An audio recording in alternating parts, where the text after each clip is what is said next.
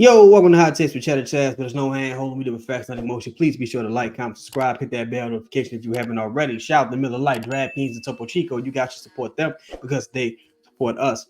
So, today going through the notes, had another show planned, but I saw something today that really just brought things full circle for me. We have the interview with Marshawn Lattimore in the Saints locker room, and he was talking about some of the injury issues he's had over the past 2 years. Like 2 years, motherfucker, your entire tenure here, you've had injury issues. But he was talking about that. He's talking about, some issues he's had with Dennis Allen. He's talking about, he still feels like he's one of the upper echelon corners in the league, if not the best corner in the NFL. And it's like, a lot of people probably would agree with that when he's healthy, when he's at his best. And I just couldn't help but think of about the comparison to Brandon Ingram. Just couldn't help but notice it. First of all, both these motherfuckers look like they high all the time. Look like this is alleged. I don't know. I'm just saying that's how they look. Look like they high all the time. Look like they going off their dilly, going off their 11.5. They look high all the time. No sense of urgency, no sense of awareness, just high. Like it can't change their speed, just one way, real, just we go like this real, like the old BG, like BG before he did this stretch in the can, before he caught this 10 years, 12 years, look like that BG, right? So I'm like, oh man, like this dude, he like this thing about the comparisons to Brandon Ingram, right? The thing that kills me the most is this dumbass like slave mentalities, specifically when it comes to Brandon Ingram and Marshawn Lattimore. Because as soon as you talk about trading Brandon Ingram, it's, oh, y'all must not remember what it was like not having a good wing. You talk about trading Marshawn. Oh, y'all must not remember what it was like having Fred Thomas and Mike McKenzie. It's like, motherfucker, it's the same now. It's the same way now. They're just more expensive versions of nothing. They're more expensive versions of shit that don't get you nowhere. You know what I'm saying? They're like, you talking about a motherfucking Toyota with no tires versus a Benz with no tires. You're not going nowhere. Like, they just expensive shit that don't get you nowhere. That's who these two dudes are. Like, this old slave ass, weak ass mentality. It's like, God, just move the fuck on. I already told you how. Right? 2, off injured. 3, his best year was probably his first year in New Orleans. Like Marshawn Lattimore, first year in New Orleans, incredible. He's had some incredible games throughout his tenure, but he's never been a guy who's like, oh, Marshawn Lattimore, he's shutting down that side of the field. They can't do anything. Marshawn Lattimore is a great, he's a good to very good corner. Not great. He's not Revis Island great. No, he's good. If he stays healthy, he can be very good, but he's not like great. You know what I'm saying? Brandon Ingram, good. Some nights he's going to be very good. Never going to be great. Never going to be great. Both of these guys, off injured, first year, their best year, both due for extensions, and both are on the trade block or rumored to be on the trade block right now. And you really couldn't justify paying neither one of these brothers. It's like, it's just such a weird situation to be in for both organizations. And the comparisons, the parallels don't stop there. You got a guy like Cam Jordan, right? Cam Jordan spends more time on Twitter than he do chasing opposing teams' quarterbacks. Cam Johnson spent more time on Twitter than he do like Gator rolling a motherfucker for a third down sack. Like he just at this stage in Cam Jordan's career, Cam Jordan is more team mascot than like legendary defensive end. Like that's just where he's at this stage in his playing career. CJ calmed down on the Twitter shit a lot, but CJ talk big shit.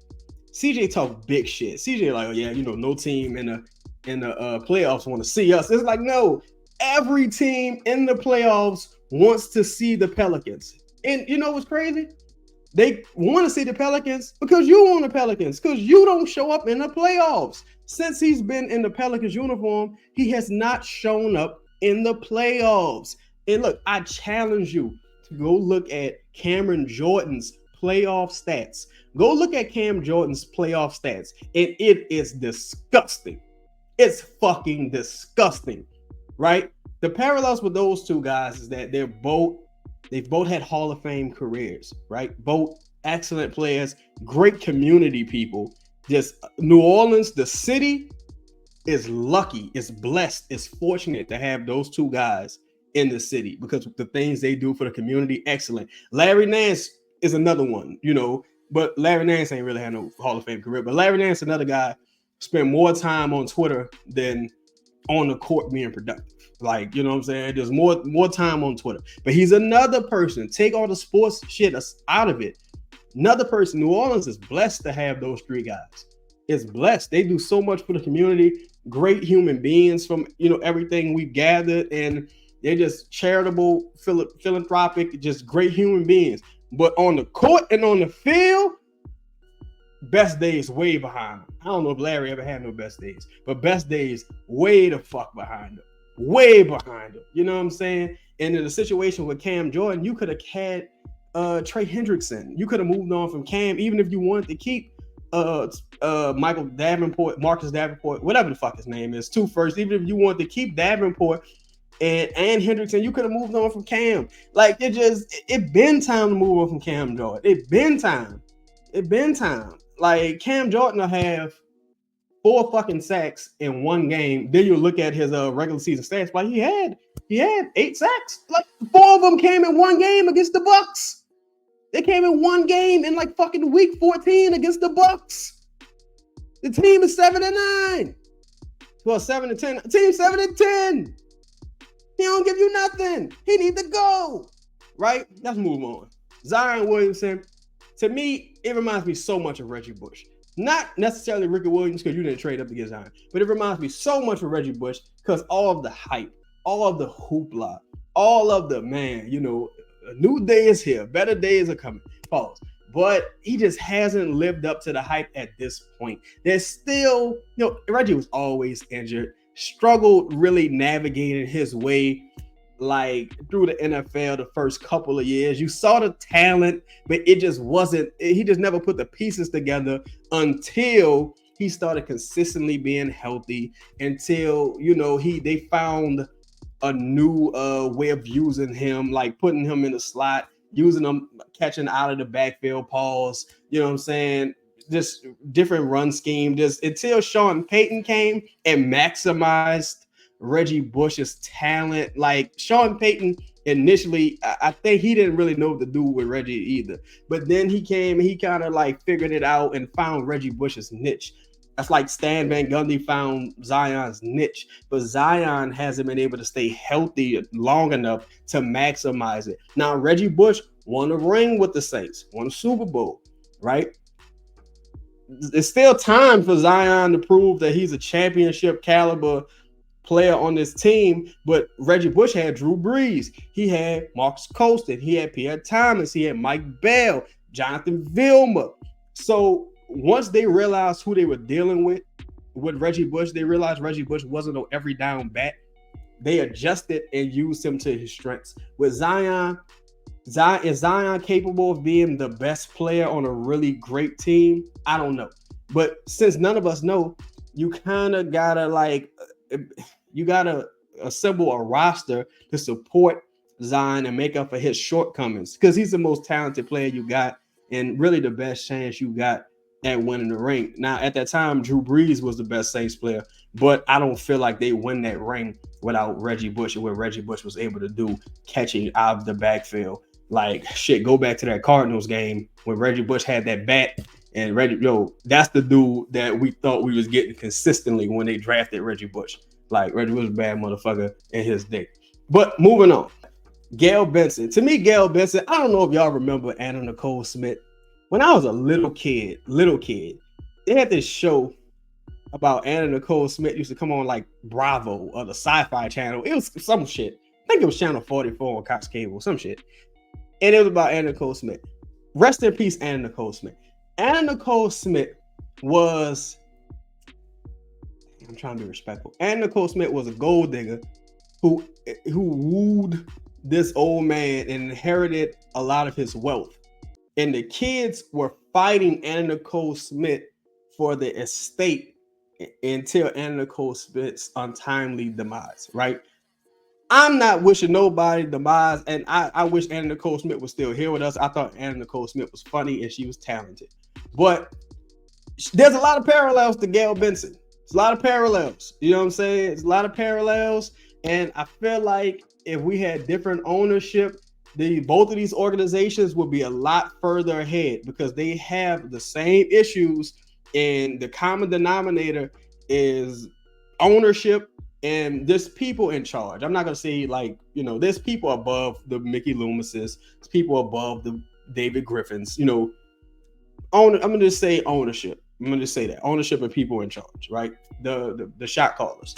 Then you got Willie Green and Dennis Allen, two just fucking doofuses, two doofusy motherfuckers. Both are best suited on as maybe defensive coordinators, defensive specialists.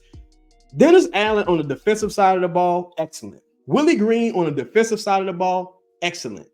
Offensive side of the ball, just overall leadership, overall like tactician, overall just inspiration, motivator, lacking.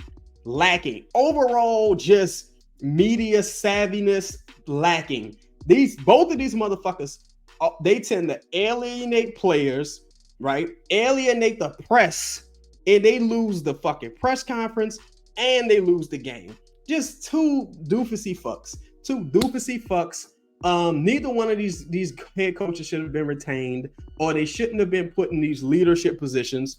Willie Green didn't have a coach, like a head coaching background, so there's nothing to really judge him on based on the past. Dennis Allen has been a losing coach his entire fucking career. He's a fucking terrible head coach. Defensive coordinator, excellent. Head coach, terrible. Willie Green, defensive side of the ball, developmental coach, excellent. Head coach, terrible. Awful. Terrible. Trash. Terrible. Well, and then you got David Griffin. To me, David Griffin is like, you ever watch a show, let's say Breaking Bad, for those of you who've seen Breaking Bad. You ever like watch a show or a horror movie or just anything like that where, you gotta wait out. You know what I'm saying? You gotta wait out. And some dumbass broad just coming like, hey, no, how about we go through that door instead of this door? Wait, won't we go hide in the garage versus get into that running car and escape? Wait, I dropped my purse. Wait, I was running and I fell. Wait, no, we're not leaving Angela. We're going to split up and look for her. That's who David Griffin is. That's who David Griffin is. This dumbass damsel in distress who thinks he's smarter than what he actually is. Just terrible, right? And the more you look at David Griffin's history, he's always been terrible. Anthony Bennett, Timothy Mozgov, J.R. Smith, Tristan Thompson. He's overpaid all of these players historically. Devontae fucking Graham, Derek Favors, Steven Adams, just firing Stan Van Gundy. Whatever's about to happen with Brandon, because I'm pretty sure Brandon at this point it's just like, I don't even know, bro. I almost feel like dude getting extended just because they waited too late, and it's just sheer incompetency. Like it's just total incompetency everywhere else. So it's like, fuck it. Why stop here? But that's who David Griffin is. On Breaking Bad, when Walter White was moving all that weight, who was the one that's just unappreciative? Who was the one that's just like the fucking thorn in his side? His dumbass damsel in distress, goofy ass wife, and his goofy ass cop brother-in-law. That's who David Griffin is. He's the thorn in your side, stopping progress. Like that's who this motherfucker is. He's like, you just got this brand new motherfucking F50 Ferrari or whatever. You got this brand new Lambo. You cruising down the street. You like, man, let's see what this bitch can do. Let's, you know what I'm saying? Let's put some miles on this bitch. Like you hit 60, everything cool, right? You hit 80, everything cool, right? You're like, fuck it, I'm about to floor it. You go to 120, hit a pothole, car flip over, you're dead. That's who David Griffin is. David Griffin is that fucking pothole in the ground. The pothole in the ground. And I feel like this is all gonna be a rinse and repeat cycle with, you know, the two high guys with I don't know what I would call Zion and Reggie, the two hype jobs. You got the two high guys, you got the hype jobs, you got the over the hill guys and Cam and CJ and Larry. You got the doofusy fucks and Willie Green and Dennis Allen. You got the dumbass damsel in distress in David Griffin. Dumbass damsel in distress David. That just sounds perfect, right? And you got Gold Digger Gal, aka Anna Nicole Smith. This is what we're dealing with. This is the reality of the situation. And man, dog. Bruh. I mean, I love being from New Orleans. I'm from New Orleans. Is in my blood. It's a part of me. But Lord, it ain't easy. It ain't easy. I thought about some counts for Herb Jones, but see, a person like Herb isn't a part of the problem. To me, the comp for Dyson Daniels would be like Stanley Jean-Baptiste. Dyson Daniels is Stanley Jean-Baptiste, like straight fucking up and down. Solomon Hill would be man, what's dude, man? Brandon Brower. That would be Solomon Hill, Brandon Brower, or Jarius Bird, or some shit like that. But I know one motherfucking thing for sure. Brandon is Marshawn Lattimore, Zion is Reggie Bush, David Damsel in Distress Griffin is one of these goofy ass chicks in a horror movie that fall. Gail Benson is Anna Nicole Smith, and Dyson Daniels is Stanley Jean-Baptiste. I'm certain. If I ain't certain about nothing else, I'm certain about that. But that's been today's show. Please be sure to like, comment, subscribe. Let me know what comparisons you come up with. And yeah, man, I'm looking at the clock. Clock winding down, y'all. We'll talk about it though. I'm out.